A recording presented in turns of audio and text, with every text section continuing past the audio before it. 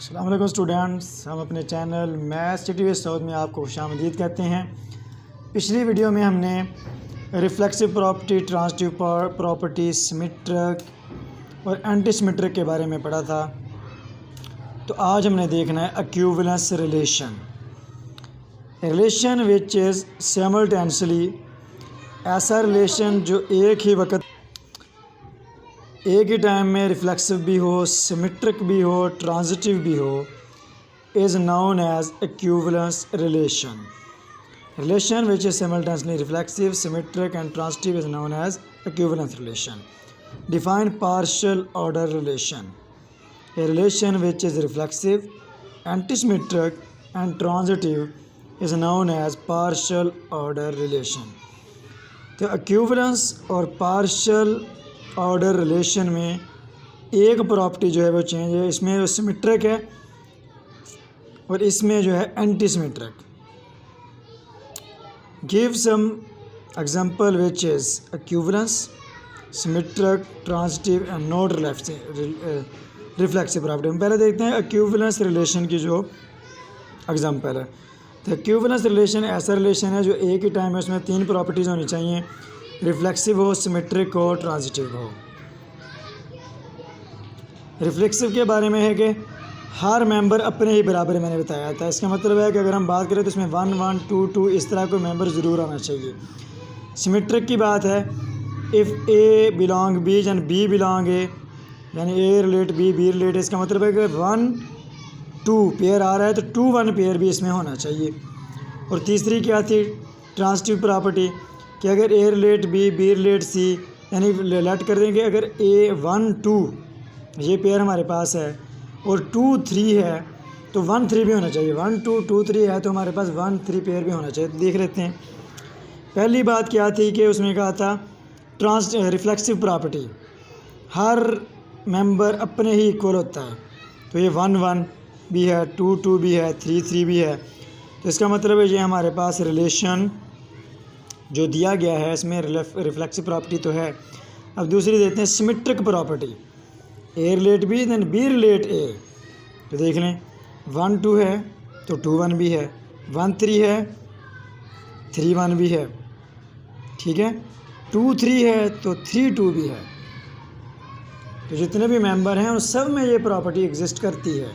तीसरी प्रॉपर्टी देखते हैं, 1 2 है 2 3 है तो इसका मतलब है 1 3 होना चाहिए था, तो ये भी है, ठीक है।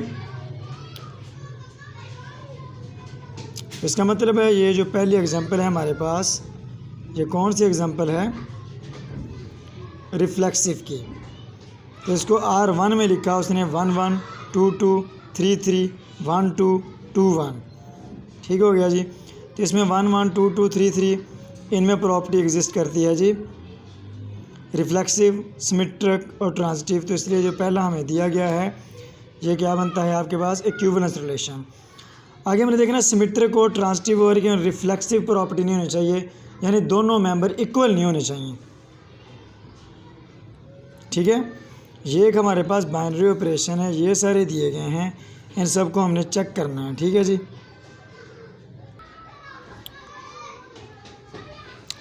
सिमेट्रिक ट्रांजिटिव हो लेकिन रिफ्लेक्सिव जो है वो नहीं होना चाहिए, ठीक है जी। तो तीसरा हम देखना रिफ्लेक्सिव हो, ट्रांजिटिव हो लेकिन सिमेट्रिक नहीं होना चाहिए। तो इन सब में से हमने ढूंढनी है वो चीज़ें जो इसमें साथ रिलेट करती हैं और जो नहीं करती हैं, ठीक है। तो इक्विवेलेंस रिलेशन हमने पहला ढूंढ लिया, R1 R2 की जब हम बात करते हैं, सिमेट्रिक हो, ट्रांजिटिव हो, रिफ्लेक्सिव नहीं होना चाहिए, ठीक है। तो इसमें 1 1 है, 2 2 है, 1 2 2 1। जब 1 2 2 1 की मतलब बात करते हैं तो ये आपके पास सिमेट्रिक बनता है। और रिफ्लेक्सिव कब होना था, जब 1 1 2 2 हो। तो ये उसने क्वेश्चन में ऊपर कुछ और बात दी हुई थी, तो ये इस बुक वाले की थोड़ी मिस्टेक है। इसमें अब आपके पास रिफ्लेक्सिव प्रॉपर्टी है और ट्रांजिटिव प्रॉपर्टी भी है, तो ये भी इसमें इक्विवेलेंस रिलेशन इसमें भी एग्जिस्ट करता है, तीनों प्रॉपर्टीज़ हैं इसमें। अगर reflexive, transitive but not symmetric. अब सिमेट्रिक प्रॉपर्टी जो है हो गया ए रिलेट बी रिलेट है। अगर 1 2 है तो 2 1 भी होना चाहिए। तो देखें 1 2 है लेकिन इसमें 2 1 नहीं है। 1 2 है 2 1 नहीं है। इसका मतलब है अगर 1 और 2 हो 2 1 ना हो तो वो कौन सी प्रॉपर्टी बनती थी आपके पास? Symmetric property. तो इसमें सिमेट्रिक प्रॉपर्टी एग्जिस्ट नहीं करती। रिफ्लेक्सिव है, ट्रांजिटिव भी है। 4 पे आ जाएं। रिफ्लेक्सिव हो यानी हर मेंबर अपने इक्वल 1 1 2 2 इस तरह के मेंबर आने चाहिए। सिमेट्रिक अगर 1 2 है तो 2 1 भी होना चाहिए। ट्रांजिटिव का मतलब है अगर 1 2 है 2 3 है तो 1 3 वो नहीं होना चाहिए इसमें।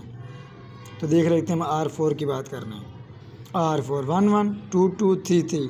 इसका क्या मतलब है कि हमारे पास पहली प्रॉपर्टी रिफ्लेक्सिव प्रॉपर्टी एग्जिस्ट करती है। ठीक है ना, ए लिखा हुआ है, इसका मतलब दोनों सेम ही होने चाहिए। अगली प्रॉपर्टी है जी, उसने कहा कि सिमेट्रिक भी होना चाहिए। सिमेट्रिक का मतलब क्या था? 1 2 है तो 2 1 भी है, 2 3 है तो 3 2 भी है।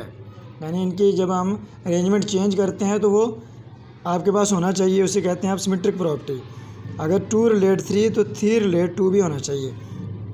अब तीसरी प्रॉपर्टी उसने क्या कहा था कि ट्रांजिटिव नहीं होनी चाहिए। देखें 2 3 है, देखिए 1 2 है 2 3 है तो 1 3 इसमें नहीं है। वालेकुम अस्सलाम। पांचवी प्रॉपर्टी हमारे पास है reflexive but neither symmetric nor transitive. Reflexive property का मतलब है कि सारे मेंबर अपने इक्वल होने चाहिए। अब 5 के जब हम देखते हैं तो 1 1 2 2 3 3। ये जो हमारे पास प्रॉपर्टी है ये बनती है transitive reflexive property. Neither symmetric nor transitive.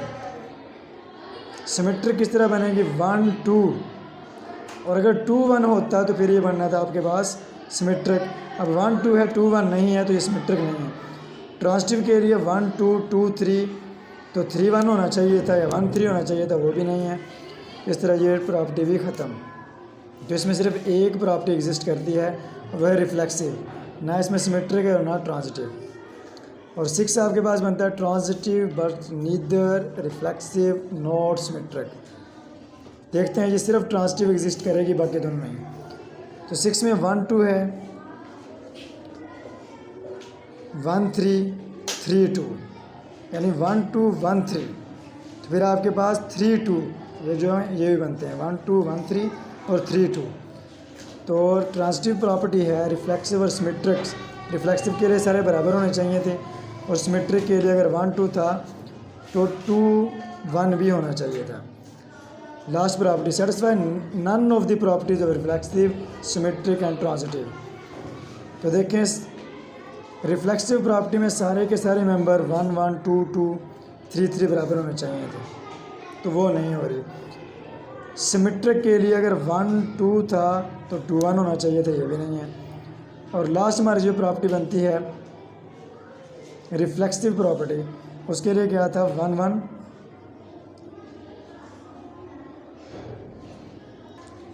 1 2 2 3, तो 1 3 होना चाहिए था।